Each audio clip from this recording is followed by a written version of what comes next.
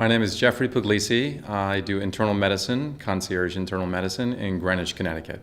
My practice is a concierge practice. We do internal medicine, preventive care, and we've been doing that now for the past year and a half. I've been in practice 15 years, all at the same place in Greenwich, Connecticut. I have two partners, Dr. Judy Shea and Dr. Stephen Mickley, and the three of us provide preventive care for patients age 16 up to over 100. And we do so partly because we made this transition to provide better care, to have more time for patients, to be able to spend 90 minutes in the morning with somebody for their yearly physical and 30-minute visits after that for routine follow-ups and care, but also to have accessibility. And to me, I think that whenever I'm asked about what really defines someone as a great physician, I always say the accessibility part to it. There's more than just the book smarts and the intelligence. If you're not available when someone needs you the most, then I think that you're letting them down in a way. And that's part of the reason why the three of us have formed this concierge practice over the past year and a half and been really excited about the level of care and the level of accessibility that all three of us have been able to offer our patients. We have different fees for different ages, absolutely. A young patient is going to pay much less than an adult, certainly at college age years, than an adult would. Each physician is different in terms of how many patients that they will take. At the moment, all three of our practices are at a relatively full level, and they have been from the day that we opened. But we always are open to talk to patients about our model, about our concierge practice, because as we go forward and we do this longer, we find ways of being much more efficient at it and time sensitive about it, and that allows us to take care of more patients in the future. And I, for one, want to continuing to build a practice long into the future, because I see this as a goal for mine for the next decade or more to come, rather than a short-term goal in the coming months or years. When a patient is hospitalized locally at Greenwich Hospital or even in local hospitals near us, we utilize hospitalist care. And the reason why I feel passionate about having a hospitalist doctor take care of my patients in the hospital is that, number one, they're vetted very well in the local hospitals, so they're all fantastic physicians. And number two, they're there at point of care. When a patient needs them most, they're going to be there. If I'm in the office seeing a patient for a physical or otherwise, it's going to be tough for me to get there more than just answer a phone from one of the nurses. So we'd like to have that cooperative partnership between the hospitalist doctors and the concierge physicians in our practice. House calls are one of the main reasons I wanted to get involved with concierge practice.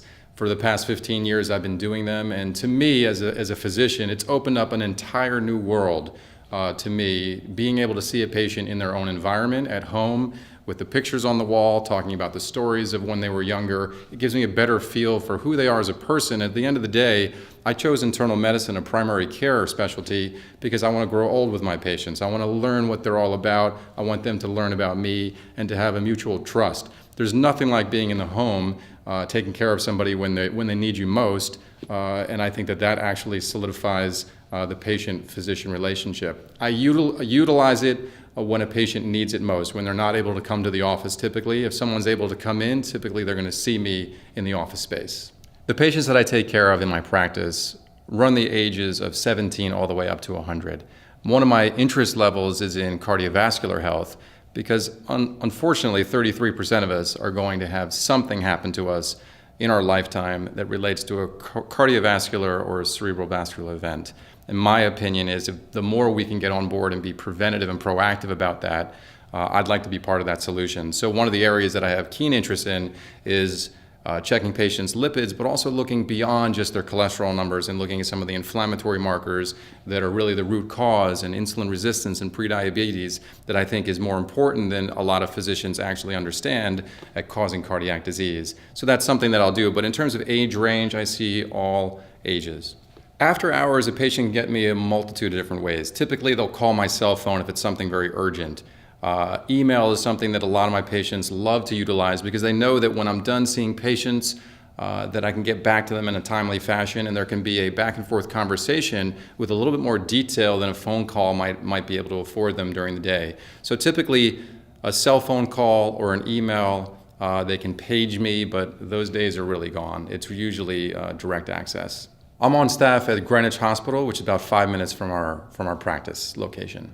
I'm associated with the hospital itself at Greenwich, and I teach there to the residents and to the students at least once during the year and during morning reports, and sometimes we'll have students locally that will spend some time in our office.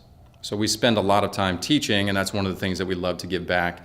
And when I was looking at practices in our area, interestingly, when I first came out of my residency program, I really wanted to find a practice that the physicians took care of the local doctors. And interestingly, Glenville Medical has been a place where the physicians, for one reason or another, I think it's because of the care and the compassion that we have, a lot of the local administrators and physicians in our area are members of our practice and still remain so in the concierge practice. The beauty of a group practice, and we have 3 physicians in my office, including myself, the beauty is that we have a coverage built into that. Whether it's a day that I'm not in the office or when I take time away for a conference or vacation, patients still reach out to me via email and cell phone. I've been in my concierge practice now for 1.5 years. My cell phone has never been off, no matter where I am. Patients can always reach me, and my partners feel the same way.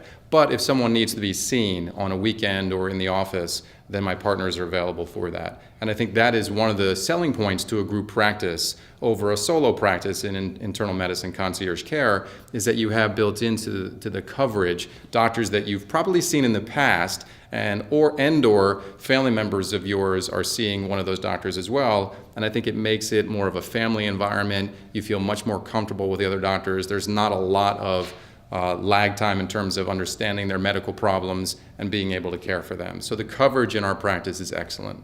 I'm proud to be here this weekend, to learn a lot more about the American College of Private Physicians. It's a relatively new group that has physicians in concierge medicine, most of whom have been doing it for many years and sharing their experiences in the field to not only help the others that are there at the conference, but also to educate, I think, nationally what concierge medicine is. Bring that brand to more marketplaces than we have it in currently. What I hope to get from it, and luckily I've been nominated and placed on the board of directors, is to really bring this concept to Washington and lobby so that one day we can see more individual physicians and patients benefit from a brand of medicine that I know my patients are benefiting from every single day. How do you do that? I think you have to convince the government and Medicare and Medicaid, perhaps, to defray some of the costs of the yearly fee for concierge practices. That's number one. Number two, I think that health savings accounts should be utilized for concierge care. To be able to utilize pre-tax dollars already builds in an incentive for patients to seek out doctors that are providing high-level quality care.